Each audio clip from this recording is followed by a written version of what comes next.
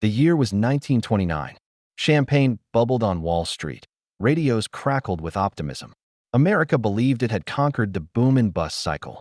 Then, almost overnight, fortunes evaporated, factories fell silent, and the word depression became a synonym for despair. Nearly a century later, the headlines sound hauntingly familiar. Debt at record highs, speculation fever, wages lagging behind prices. The world is richer, faster, more connected, but beneath the glitter lies the same fragile mechanism, leverage built on faith. Back then, trust cracked and the system froze. Today, the numbers are bigger, the tools more complex, but the psychology has not changed. The ghost of 1929 has returned, not as history repeating, but as history rhyming.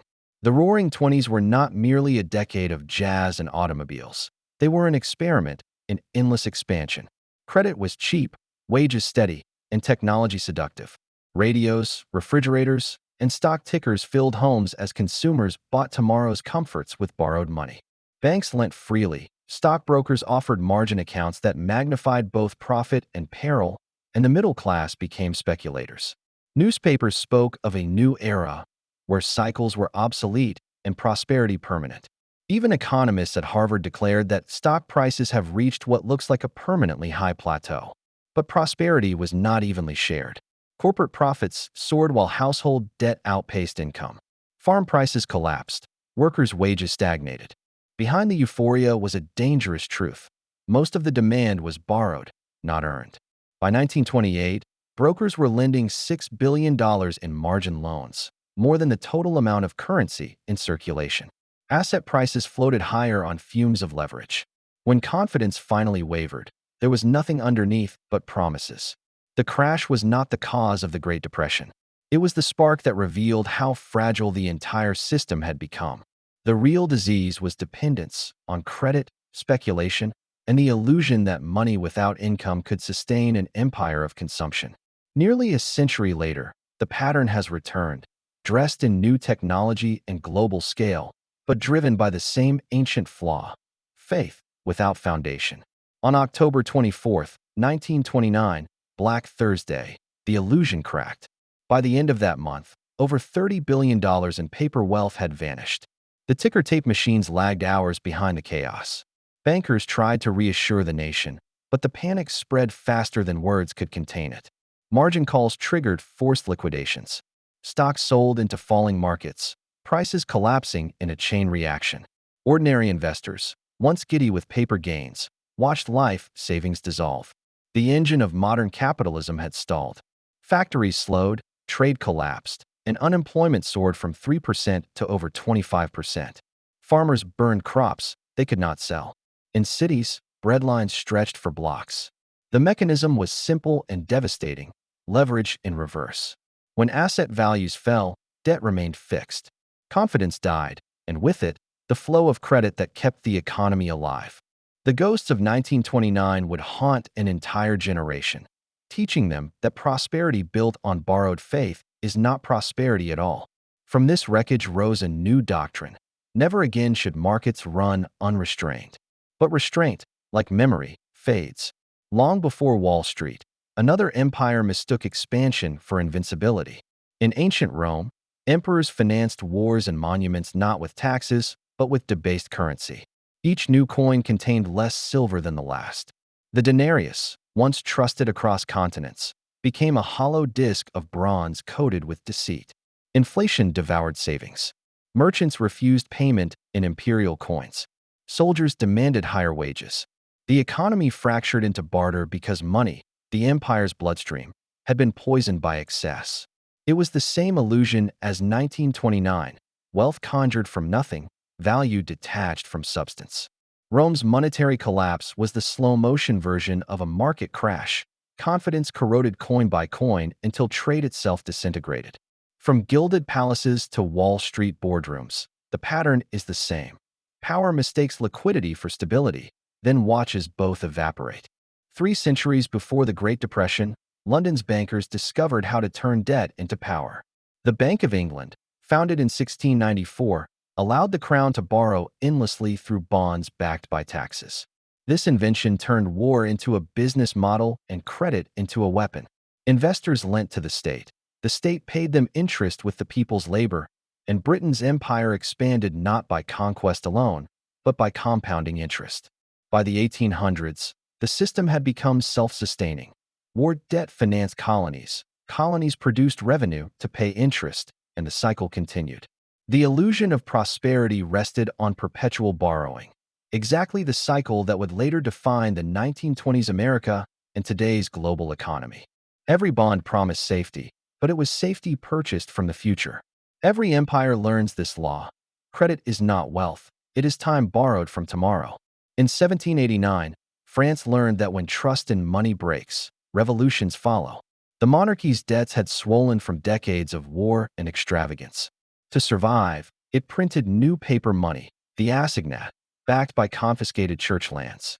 At first, the policy seemed clever. Prices rose, trade revived. But soon, the printing presses outran reality. Inflation exploded. Bread that once cost 2 sous now cost 12. The paper that saved the government destroyed the people. The guillotine was forged not in steel, but in spreadsheets. Every hyperinflation ends the same way, with the poor paying the price for the rich man's optimism. The French crowds that stormed the Bastille were not just starving for liberty. They were starving because money had lost meaning.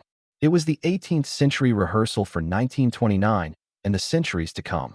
Fast forward to August 15, 1971. President Nixon ended the dollar's convertibility to gold, severing money from reality. Overnight, the global economy became a faith-based system. Money was now whatever governments decreed it to be. The constraints of metal vanished. The only limit became political will. The result was the longest credit boom in history. Debt was no longer a burden. It was the lubricant of growth. Every crisis since has been met with the same cure: print more, promise more, borrow more. But when value becomes belief alone, stability depends on collective psychology. Trust becomes the new gold standard, and once trust wavers, contagion spreads faster than any virus.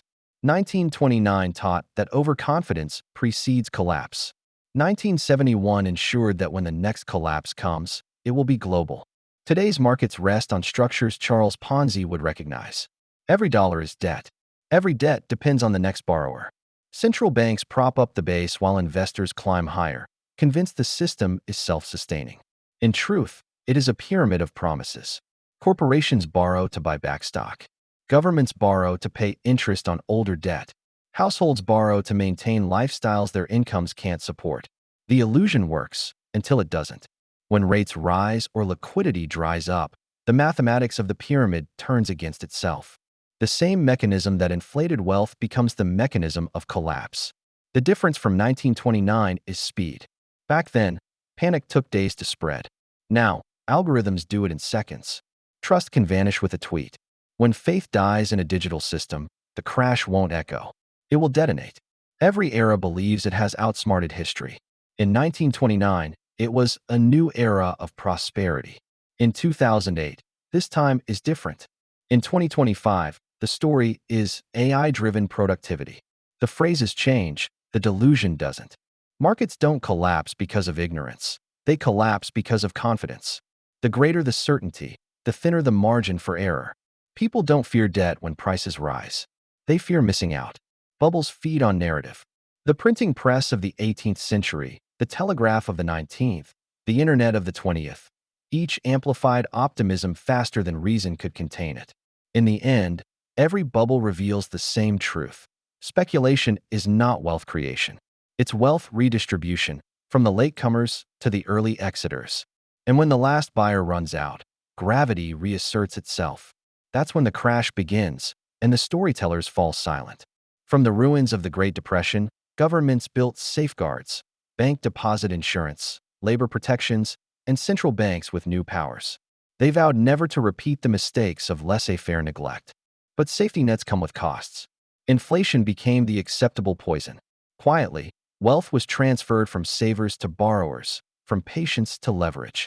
Each generation was told their system was safer, just as their predecessors were before 1929. The long-term trade-off was subtle but immense. Stability purchased through perpetual stimulus. Debt became permanent. Crises were postponed, never cured. The 1930s taught that regulation could tame chaos. but also that moral hazard grows when failure is outlawed. By saving every market, policymakers ensured that markets forgot how to fear. The irony is perfect. The very tools meant to prevent another depression have guaranteed that when it comes, it will be total. Then it was stock pools. Now it's index funds and crypto. Then it was brokers whispering about blue-chip bargains. Now it's influencers selling financial freedom on TikTok. The mechanisms differ, but the psychology is carbon copy. Households, corporations, and nations all live on borrowed time and borrowed money. Global debt now exceeds 350% of GDP. Consumption has been pulled decades into the future, financed by the belief that tomorrow will always be richer than today. Central banks face the same trap that broke the 1920s boom. They loosen credit to sustain growth, then tighten it to fight inflation, and the tightening snaps the thread.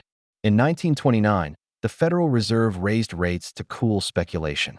Today, the same dilemma plays out under new names: quantitative tightening, balance sheet normalization. The actors change, the play does not. Then it was paper stock certificates. Now it's digital liquidity. Then it was ticker tapes.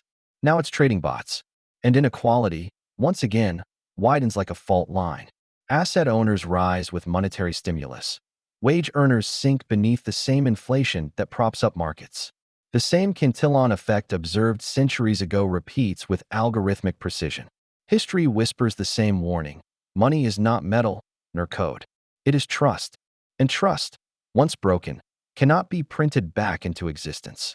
Every crash, from Rome to Wall Street, begins not with scarcity, but with abundance. Too much credit, too much faith, too much belief that the old rules no longer apply. Money is memory, a record of promises made and believed. When those promises multiply faster than real value, the system becomes a hall of mirrors. Debt is power disguised as prosperity. Leverage is speed mistaken for strength. Policy is theater pretending to be control. The real danger isn't inflation or recession, it's amnesia, the refusal to believe that collapse can happen again. Each generation inherits lessons written in crisis, then erases them in comfort. Every empire thinks it can manage confidence forever. Every market believes it can exit before the crowd. And every time, both are wrong. When trust cracks, money stops moving. When money stops moving, civilization holds its breath. History doesn't punish greed. It punishes forgetfulness. Picture a skyline glittering under artificial light, towers of finance glowing through the night, just as Wall Street did in 1929. Inside, algorithms trade at the speed of thought, but the foundation beneath them is as human as ever: fear, hope, denial. The ghost of 1929 doesn't haunt the past. It haunts the present, reminding us that confidence is not the same as safety, and that prosperity without discipline is only a prelude. When the next great unwinding comes, it won't announce itself with a crash. It will begin with silence, a flicker on a screen, a frozen trade, a trust withdrawn. And by the time we realize it, history will already be rhyming again. If this gave you a new perspective, hit subscribe. History has the answers. I'll show you where to look.